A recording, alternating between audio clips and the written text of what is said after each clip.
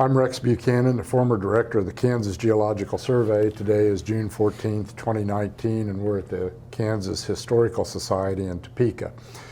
As part of the Kansas Oral History Project's Reflections on Water series, I'm interviewing Dr. Ed Flentje, who has played a number of roles in state government. He is currently Professor Emeritus at the Hugo Wall School of Public Affairs at Wichita State University, where he served as director from 1999 to 2008.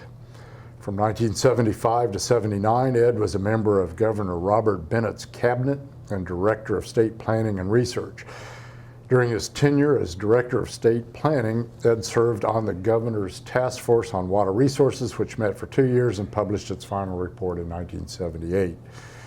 In 1986, Ed was named coordinator of the Special Commission on a Public Agenda for Kansas. That commission was created by the Kansas Legislature to identify and policy choices on issues critical to the state. Dr. Flentje edited the commission's final report published in 1986. He played 3 roles in the administration of Governor Mike Hayden, chair of the transition team for the governor-elect, secretary of administration, and coordinator of policy spanning the period from 1986 to 88. In addition to his academic pursuits in recent years, Ed has also served in the local government policy arena for the city of Wichita and other cities and counties in Kansas in a variety of roles. He also conducts interviews of former legislators for the Kansas Oral History Project. So, good morning, Ed, and thank you for agreeing to do this. It's a little intimidating for me to interview somebody who interviews other people. So, I try not to be too judgmental here as we go through this. I will say I appreciate you doing this because as we began the preparation for this series of interviews, your name kept surfacing over and over again. It was Really? almost as if you scratch deep enough, eventually you always come to Ed Flentje. And that's why I appreciate you doing it. I also appreciate you being one of the first people that we're doing in this process. Great. Well, sounds like a good project. Obviously, water, I think, is the critical natural resource issue facing the state, and that interface between water and natural resource issues and policy and politics has always been pretty intriguing to me, and that's sort of where you come in. Talk a little bit about how you got involved with Bob Bennett and that first task force that I just described. Well, Governor Bennett hired me to head up, as you indicated, the Division of State Planning and Research. And I followed Herman Lujan, who was a KU professor who essentially started it under the Bob Docking administration. I had, and Herman brought kind of a planning orientation to it that I think was productive, but I had a very different concept of that unit, and that was what I would describe as a policy orientation. And policy in a sense of being in tune with the governor's policy agenda, but also helping the governor develop an agenda. And I was able to keep some of the folks that Herman Lujan had hired, really a fairly young crew, and for the time I was with Bennett, which was pretty much 3.5 years, I came in the summer of his first term. We were engaged in almost anything that the governor was involved in from a policy standpoint. And Bennett had a problem-solving kind of orientation. He was an erudite attorney, and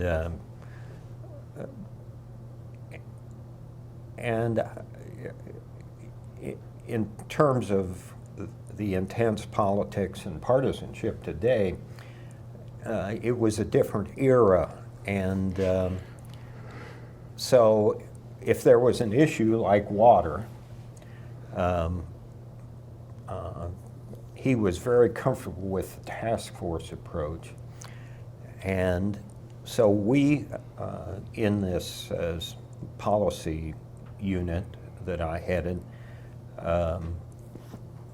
helped him kind of conceptualize problem areas and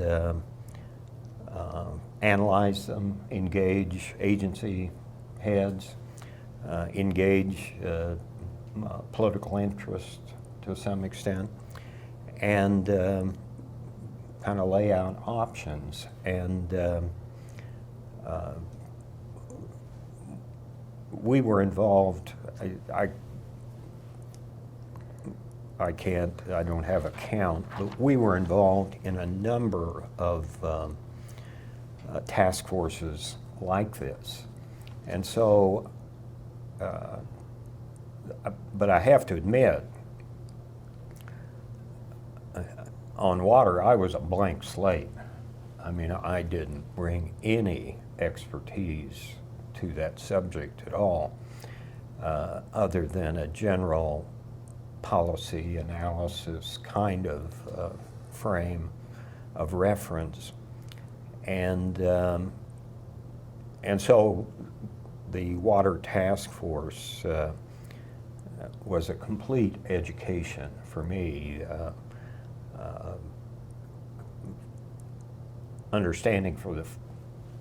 Gaining understanding for the first time of water policy and its complications and water politics. And so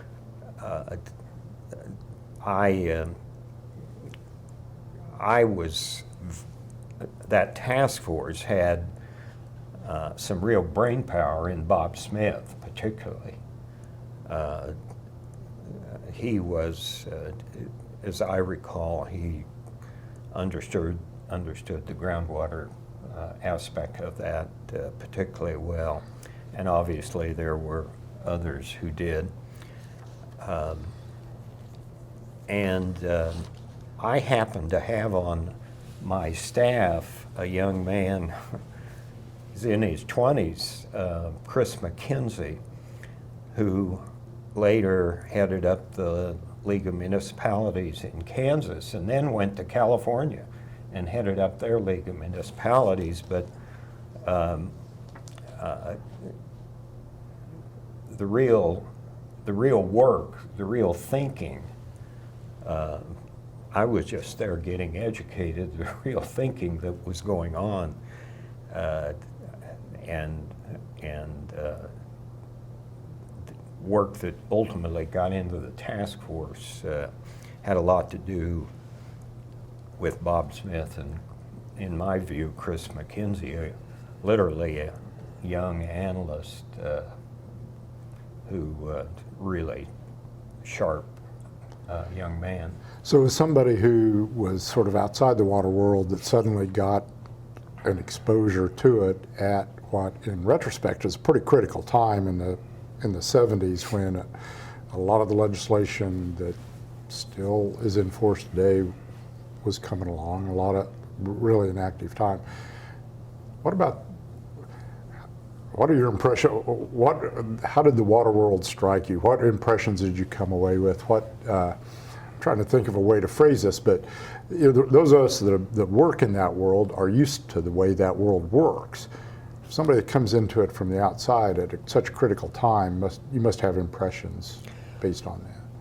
Well, as I said, I was a blank slate, so I was soaking up a good bit, and I came to it from a governmental perspective, and of course I was just overwhelmed by the number of entities, state agencies, university-based entities that were engaged in one piece or another. And I also come from the field of public administration, and every instinct was that there had to be coordination, there had to be maybe some consolidation. And every one of these jurisdictions resisted any kind of, not any kind, but there was just resistance to protect their turf, bailiwick.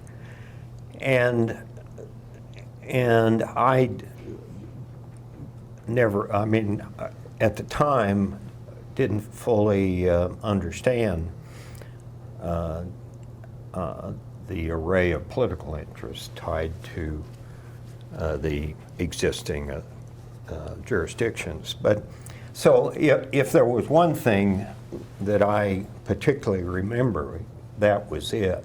And in retrospect,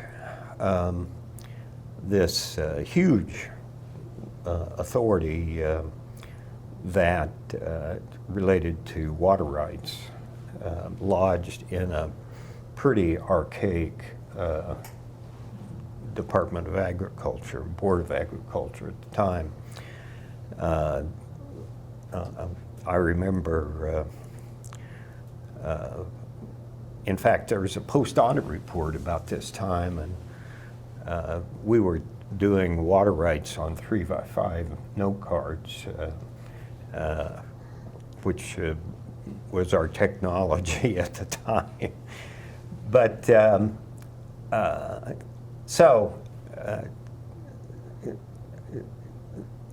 I guess that's what struck me. I mean, this was all new to me. I mean, it was an appreciation of how critical water is to the state. And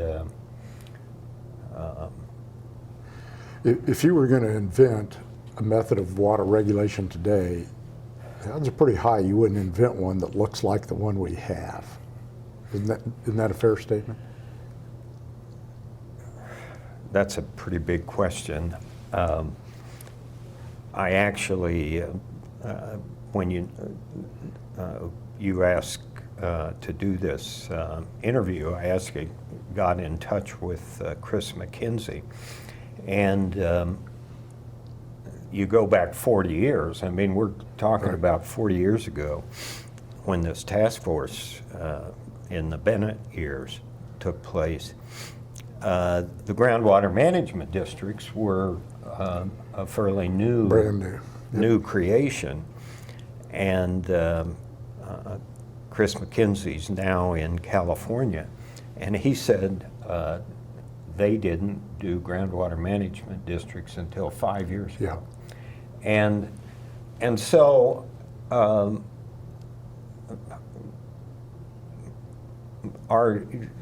would we do it the same way? I have no idea, but the one thing that the powerful force on water is what I call a first come, first serve ethic. And I mean, that has driven a good bit of water policy. And first in time, first in time, first in right. Mm-hmm. I call it first come, first serve. And so any kind of reform or regulation is going to come right up against that. And that's part of the political culture of our state, which is, I'd call individualistic, kind of political culture. If you were to look at that array of agencies that you talked about, I've always thought, in effect, it's sort of a decentralized form of water control. I mean, the bulk of legal control resides with Division of Water Resources and Ag, obviously, but everything else is spread out over a number of agencies. I've always thought that that was deliberate. That's what the legislature wanted to do. It didn't want a single or even one or two all-powerful entities. Am I right? I mean, you have to believe at the end of the day that we got the regulatory scheme that the legislature wanted out of this. Well, and that's what I would characterize as the result of an individualistic approach. We, over time, when we ran into a problem, we created some entity to deal with that. And whether that was, recreation, water-related recreation, you have an entity working on that, whether it's water from municipalities, water for agriculture. Are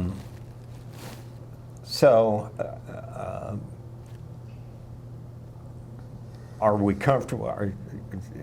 Do we like it the way it is? Yeah, I think we do, and but that allows the expression of a lot of individual and somewhat narrow interests, and the idea of consolidating all that. Yeah, right. It's probably beyond imagination. Yeah, you mentioned coordination and consolidation. Obviously, there's been a lot of coordination with the Water Authority and various other ways. So there's been a lot of coordination, but very little, if any, consolidation over time. Right. Well, I mean, look at the structure of the Water Board. I don't know how many members are on that now, but it's a consolidation of interest into one board, and in some ways that makes it less than effective as an entity. And we'll come back to sort of efficacy here at the end, because that's one of the primary roles of these conversations. But before we do that, let's track a little bit more then over time. Were you involved in Carlin administration at all then in this process? Not the Carlin administration. Okay.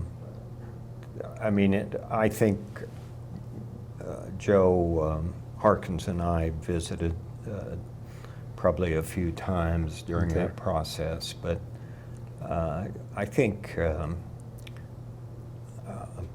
obviously what John Carlin did was bring Joe Harkins into the picture, and I had become acquainted with Joe during the Bennett administration, but he was in the health arena at that time. And I don't remember his being in the water, involved in the water task force. He may have been, but back to your question, no, I really, it kind of seemed to me like Joe was running that pretty much independently. Well, one of the reasons I ask is because the Carlin did do an executive reorganization order that put all of the water agencies in effect in one house. Yeah. And it basically got overruled by the legislature almost as a matter of course. And it was, at least in theory, an attempt at consolidation and to deal with this issue. But in doing a little prep for this interview, I went back to the Water Task Force, and the preliminary work on that was really laid out, in my view, at that time. In fact,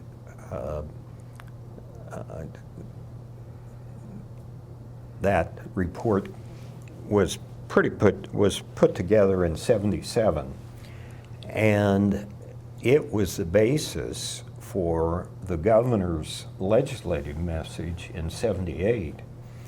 And I was amazed at how in the governor's '78 message, it essentially laid the groundwork for what Joe Harkins ultimately got assigned to do in the water planning area.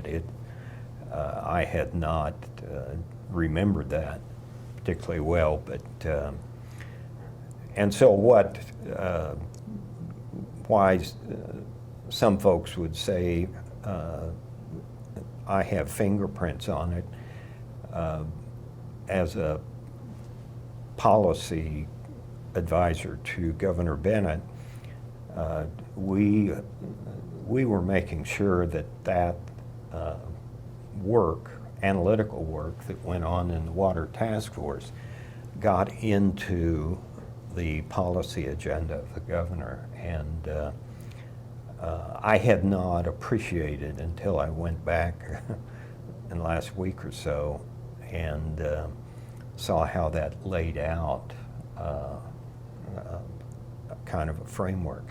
When I can't remember when Joe actually got appointed to the Water Board. Oh, we talked about that, and I'd have to go back and look at my notes. The early '80s, I think, but I'd have to go back and see. But he worked that thoroughly through an extensive process. Let me ask you this. My memory of Bob Bennett is, my memory is not of him as having water at the top of his list of legislative priorities. Yet obviously a lot was going on in the water world at that time. Did he come at this sort of the same way you did, as something that water was another issue to deal with, or was there more genuine interest in the topic than I'm aware of? I think he was probably very much like me. He had no history, to my knowledge. That's what I thought. Of water in the legislature. Of course, he'd been in the legislature, president of the Senate. No. And in general, agriculture was a blank slate for him. And but he kept well attuned to folks in agricultural sector. But I was going back and looking at the Water Task Force and trying to remember how exactly it got put together. I am fairly sure that we drafted the governor's executive order creating the task force. When I say we, the staff of planning and research. But the exact initiative, and I think I would say that Shelby Smith, okay, the lieutenant governor, somehow had figured out this was important. And I think Shelby was heavily involved in identifying who should be on that task force, because we weren't involved in that, that I can remember. And I think for Bennett, it was okay, this is a problem, an issue. Let's look at it and see what we can do with it. Yeah, I can remember we were talking about Bill Hamilton earlier, and I know Bill talked about the role of Shelby Smith in that process quite a bit.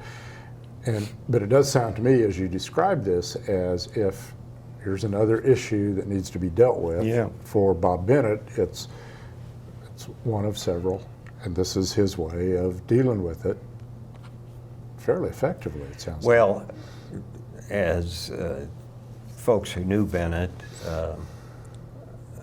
he mastered a great deal of public policy. But this was not a subject of his mastery. Not that he couldn't, Right. but I don't think he had been engaged in it. Exactly. And obviously, coming from Johnson County, and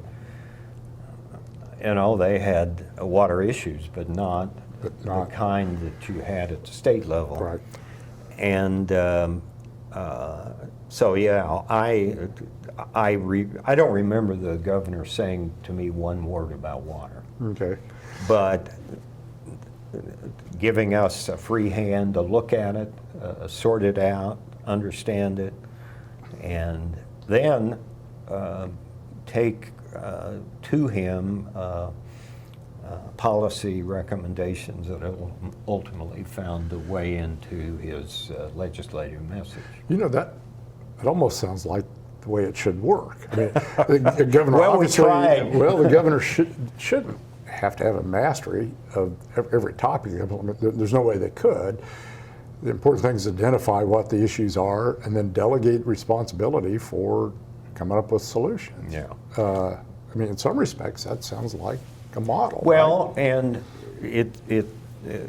it sounds kind of archaic in today's politics, but it was what we were doing. I mean, problem solving, alternative development, agenda setting.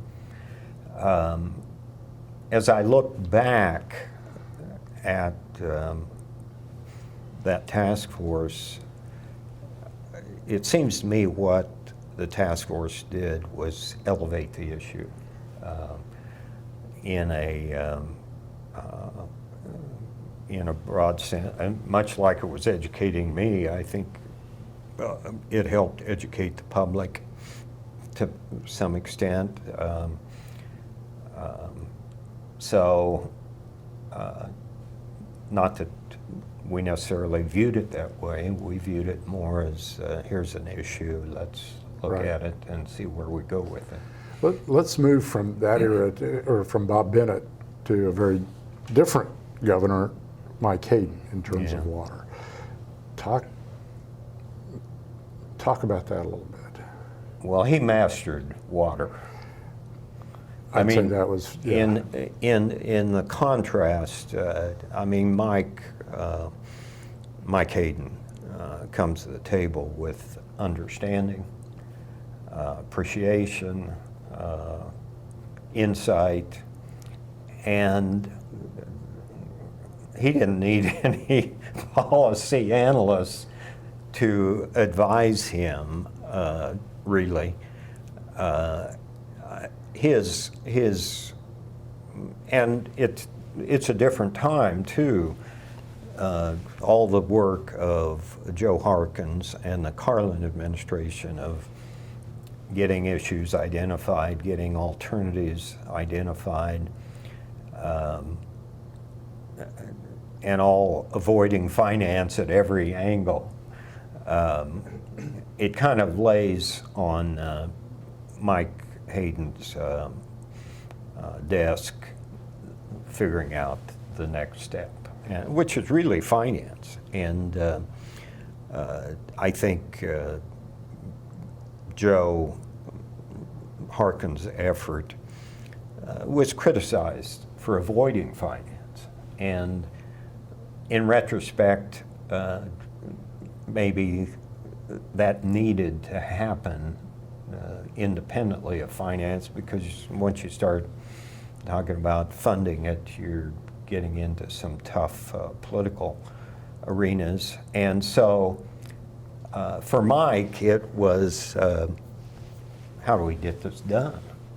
It wasn't, let's analyze it and consider it. It's how we get it done.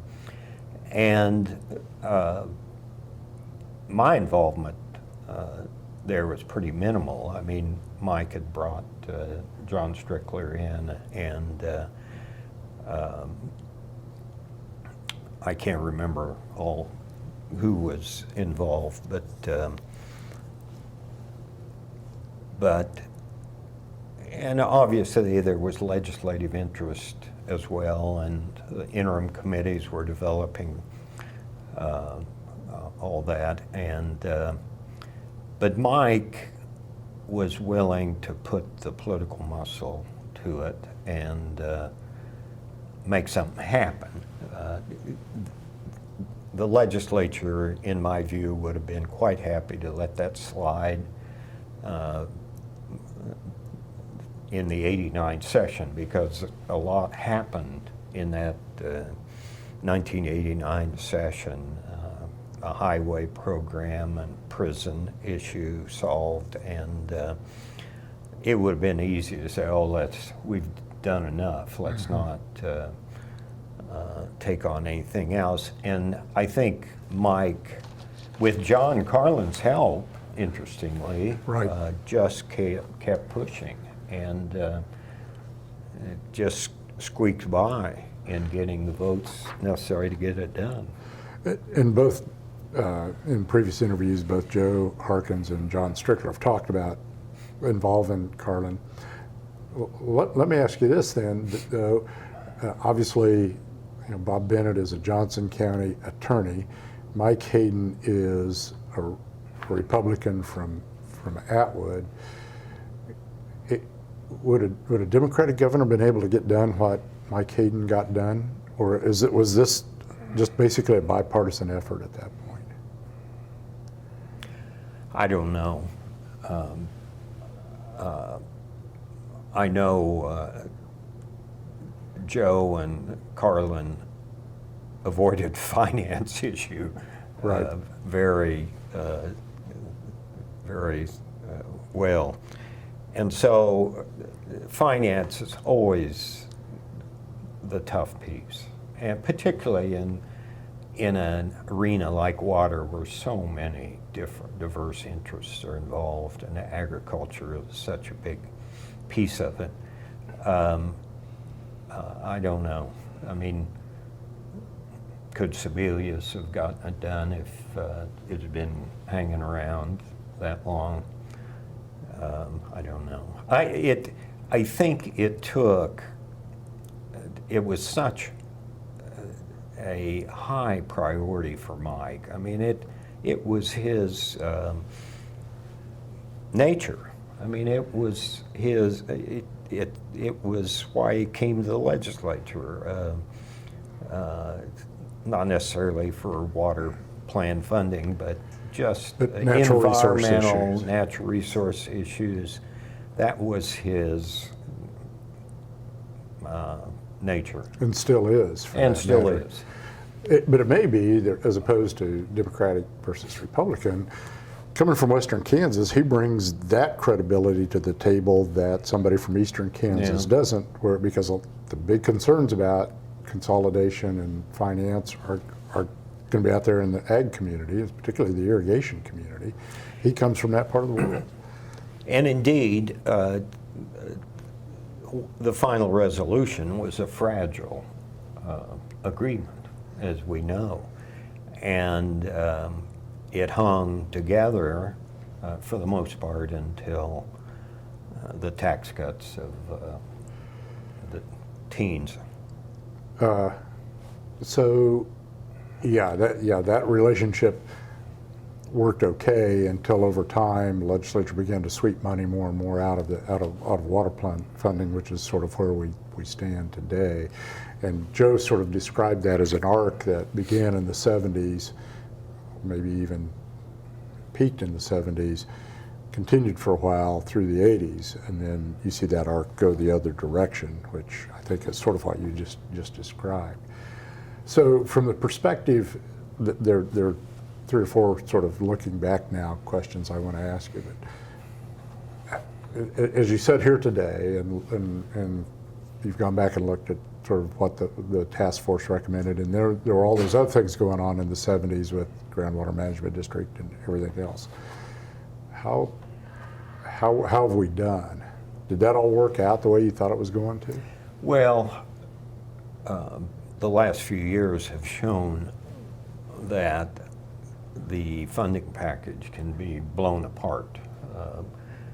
I haven't followed in detail how it's hung together, but I know I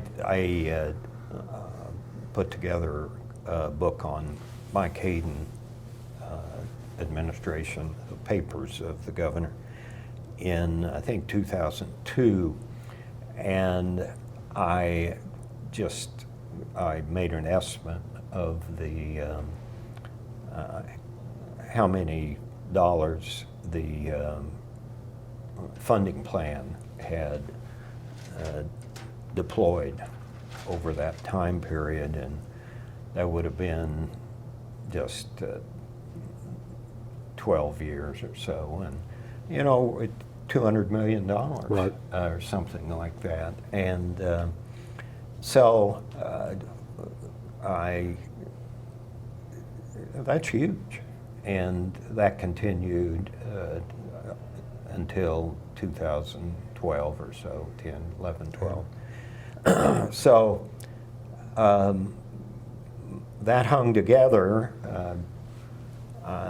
Probably another governor's going to have to try to put it back together. In terms of, let's look outside of funding, in effect still pretty much the machinery, the groundwork, the regulatory machinery that was present, created in the 70s up through the early 80s, is still pretty much the same one that's in place today. That has been coordinated but not consolidated, as we've talked about. How's that worked from your perspective? Have we dealt with problems that we were supposed to deal with, identified in the 70s? Well, there's little. I've not followed all of what's been done in great detail as relates to the administrative machinery. There's been some consolidation, but pretty modest.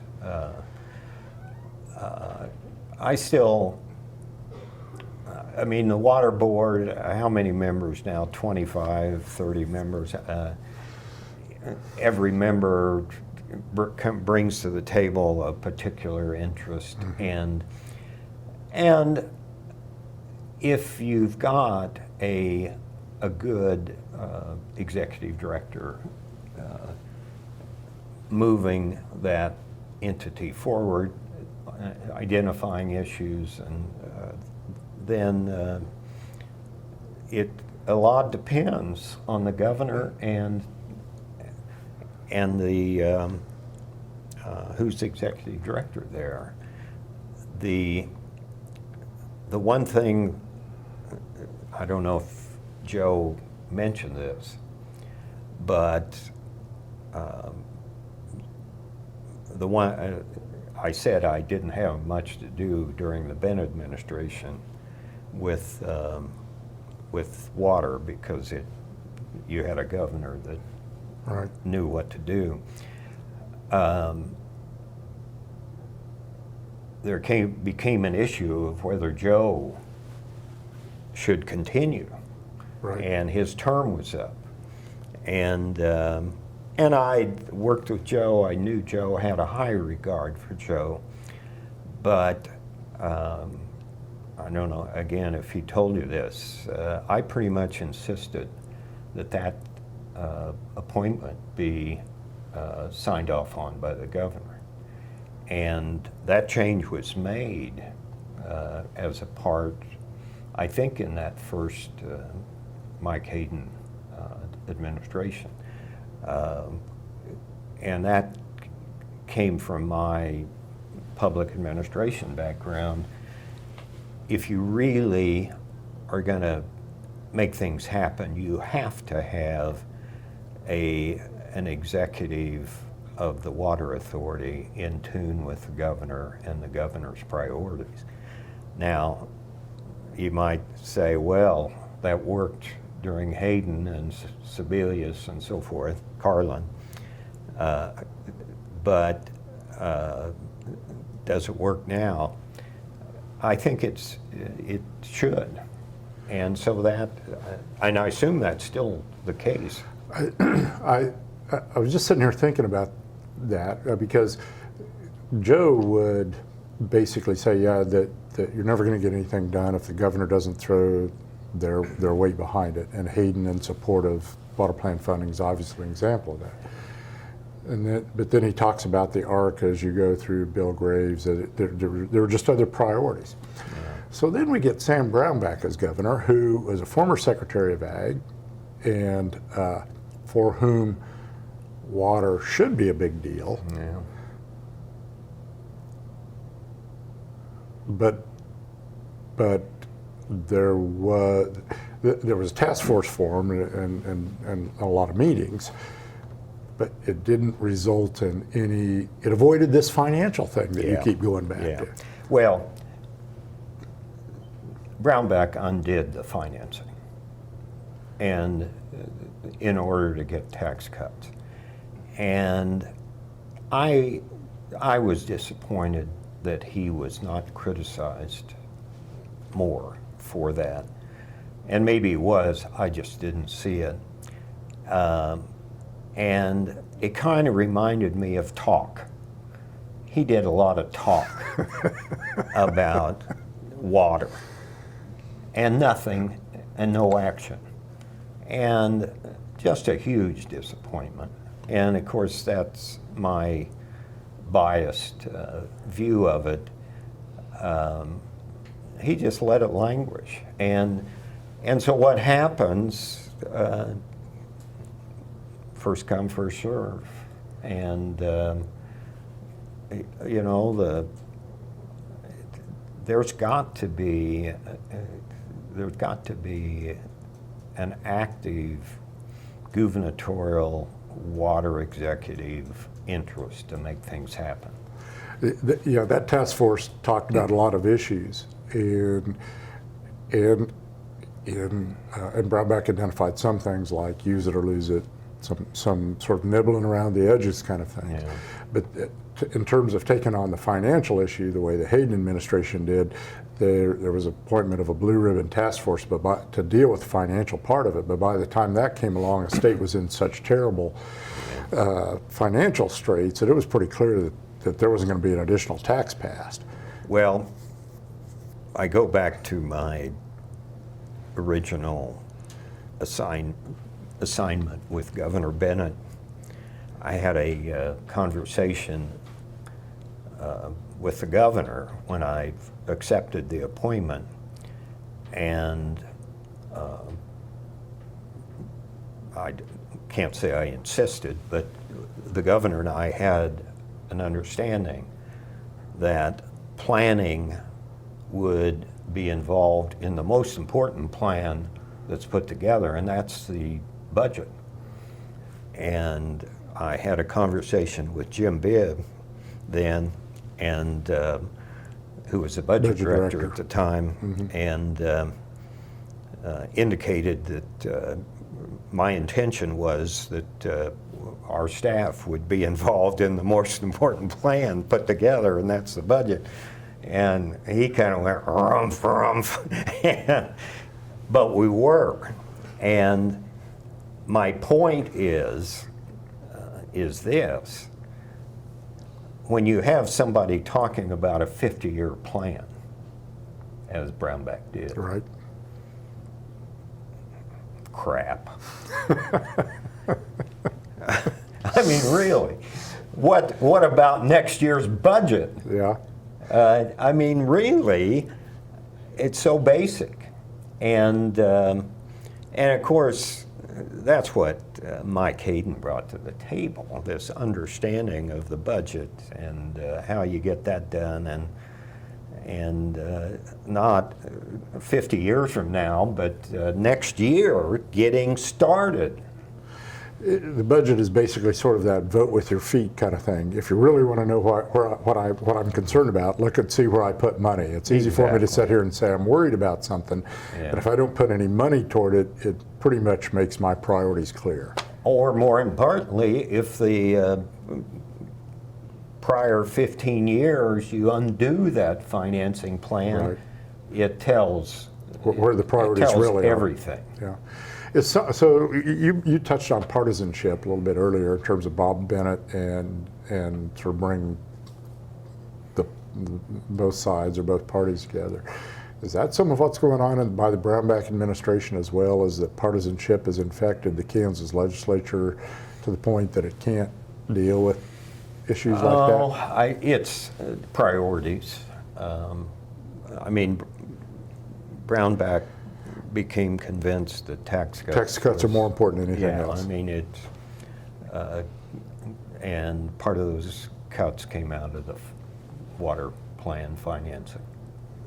So yeah, it's water may be important to you, but it's just not as important as the overriding feature. And we'll talk about it. But I mean, really, there was a lot of talk, but and action on the periphery, encouragement to groundwater management districts, and terrific. So that brings us to today. Is water a bigger issue today, or are we too early in the next administration to know? I don't know. I don't have any idea about that. General funds are tight, and the general fund was a piece of that financing, right. And but there's so many other related, not necessarily related to water, but finance issues that I don't know. And part of that is still a function of dealing with budget cuts that came about in the Brownback administration that then created priorities like jails and social programs that jump up to the top. Yeah, of the I mean, heap. when you've got a crisis in prisons or child welfare, you know, it's hard to say these water plan priorities. Yeah, and that's part of the problem here. It feels like, yeah, if you've lost all your correction officers, you have to do something. You have to do it today. When you've got a slow decline in the Ogallala aquifer, yeah, you've got a problem, but it's real easy to say, we'll deal with that after we deal with these more pressing immediate needs. And in a sense, that is what Mike Hayden faced down and the legislature at the time. They said, you need to protect this piece, and because there will always be other priorities, education and universities and on and on. So But what he was sort of successful at was dealing with, this may sound like a little bit of a leap to you, but if you believe climate change is an issue, it's a similar sort of thing. You may not have to deal with it today, but it is a long-term issue that 30, 40, 50 years down the road could be a very big deal. Hayden successfully dealt with one of those very long-term issues in the near term. yeah. Politically, that's got to be really hard when, as far as I can tell, most politicians worry about the next election cycle. Well, it was something to see Mike put his political will on it, but also John Carlin, and make it a bipartisan issue, and that's how important things get done in Kansas, mostly. So if it's important enough, it gets dealt with that way. Well, if it's a priority, a gubernatorial priority, it does, yeah. And that basically came down to what Joe was saying, which is you can trace this arc according to who cares and who doesn't care deeply about water issues. I have one last question. It's a little bit off the topic. Well, it's not off the topic. But through this process, the department, the primary responsibility for particularly groundwater regulation gets lodged in the Department of is today's Department of Ag, Board of Ag before. Is that where it belongs? Is that what? Is that where it belongs? Well, certainly you can argue that it ought to be independent of agriculture, since ag is a huge political interest related to it. And you could argue the other way, since ag is the dominant, certainly urban folks would say it ought to be independent. I think with bringing the Department of Agriculture into the cabinet and having the secretary as served the pleasure of the governor, that has, for the most part, put that issue to rest. We've had a series of pretty capable folks heading that in recent years, and I think that's made a difference. Now, if somehow ag started acting in a way detrimental to other water uses, I think that issue would emerge quickly, but it seems to me they've carried the quality of leadership at that level, and I'm talking about the last 20 years, has assured that that's not been a huge issue. And so, yeah, what you're talking about is that switch from the Board of Ag to the Department of Ag, Right. when it became an Right. appointed position as opposed I mean, to... when ag was an entity created somewhere in the 1800s, run by essentially a board elected by farm interests. Right. But as you watch Kansas becoming a more urbanized state over time, is that where the big preponderance of population is in a few counties? Is that control of water in Department of Ag something that will still make sense? Well, I just repeat what I've said. Okay. It seems to me that municipal interests in water are pretty reasonably dealt with, and so I just don't see that being triggered. Okay. And now, if they weren't, I think it'd get triggered.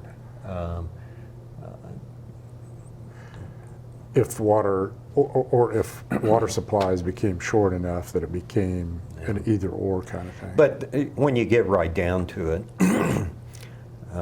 municipal suppliers can purchase water rights pretty simply. I mean, the economics of municipal water simply outweigh. That's what I've always told people is if your water bill doubled tomorrow so they could go buy water rights, what would you do? You'd pay your water bill because you don't have any choice. Yeah. And the cities always have that muscle behind them. One thing that helped me, the experience at the state level in the 70s, helped me appreciate, and when I moved to Wichita State University,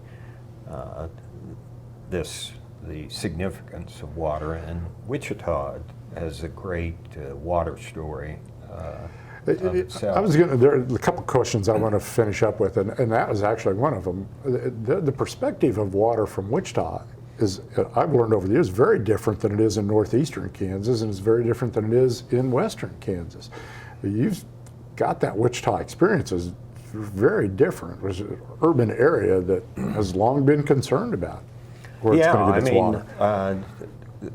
I mean, water is critical, and Wichita has taken steps with legislative support over the years to assure a long-term water supply, and they've been creative politically over the years, and I've been involved in peripheral ways in some of the things they've done. For example, I mean, one thing that always was a thorn for agricultural interest was green lawns in Wichita. Yeah. And we did things like, what do we call it, use pricing of water. The more you use, the more you pay. Right. And a rate structure that had those that use a lot of those urban dwellers who use a lot of water.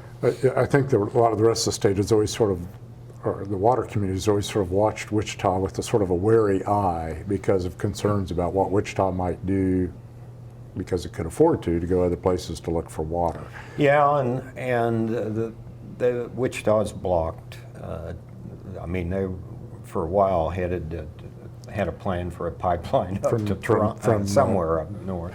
Not Milford was Milford, one of the yeah. Junction City. And so it's not been completely free, but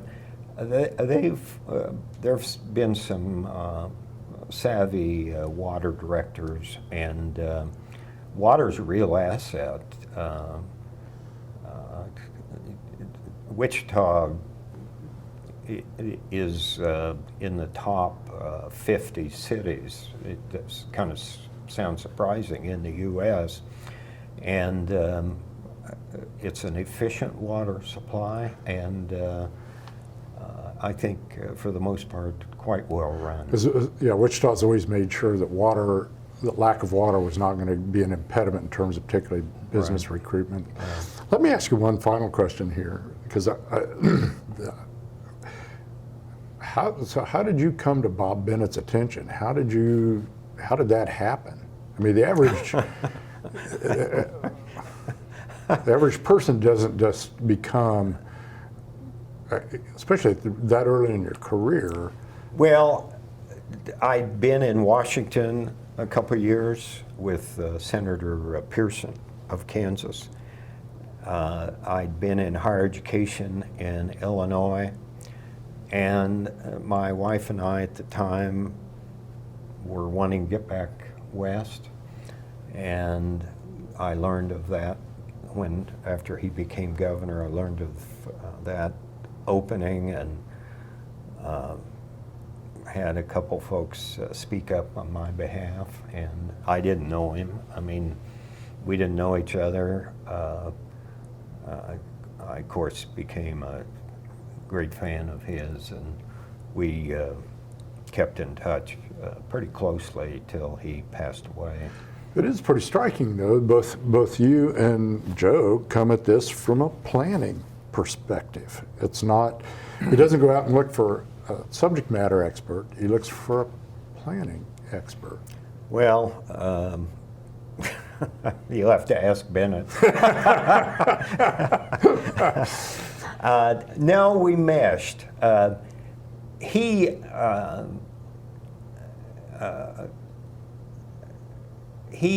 wanted, I've written about this, he had a lawyer's approach. I kind of described it as a judicial approach. He wanted to hear all sides. In other words, on a case, let's hear from all of those that have a stake in this and then resolve it. And that was particularly with respect to Jim Bibb. Jim Bibb was reputed to have run state government during the docking years, and he wanted an independent, a voice independent of Bibb, and that's what we found. We provided him, but I mean, he appreciated and sought Bibb's counsel as well, but he didn't want Bibb to be running state government. And interestingly, just a little background on Bennett. Bennett came up in the legislature through the tax side, mastered the tax side. He had that well in hand. Not through the budget side, say like Mike Hayden. And we spent more damn time on the budget during the Bennett years than you can imagine. Hours and hours going through the state budget, and mainly in a sense to educate the governor, but to educate everybody about it. And so he wanted to be an independent force on the budget as well as understanding the taxes. That does almost come back a little bit to what we talked about in terms of the budget as an expression of priority, and you can't express those priorities if you don't know the intricacies of the budget. His name for me was Dr. F. And or another name was the Contemplator. So, and every once in a while I'd have a member of the staff that would prepare a 6-7 page single-spaced memorandum on Medicaid, and he'd come back and say, if I had a losing case, I'd want this guy to be working on it. But he did have this, I kind of called it a judicial approach, fair-minded, even-handed, listen to all aspects of the case approach. I think those are the main things I had. Anything else that you wanted to toss in here as we finish up? No, it's been fun to do this. The